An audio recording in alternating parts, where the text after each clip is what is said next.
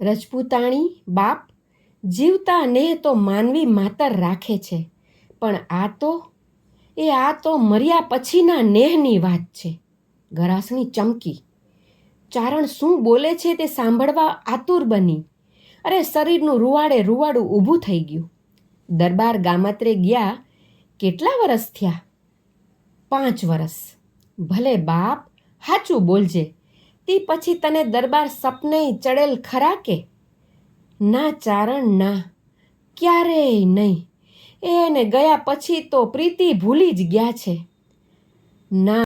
ગરાસિયાની સાથે આગળ શું થયું અને એની રાહ જોતી ગરાસણીએ શું કર્યું? વાર્તા આખી સાંભળવા માટે યુટ્યુબ પર વાચિકમ ગુજરાતી ચેનલ સબસ્ક્રાઈબ કરો અને પૂરી વાર્તા સાંભળો.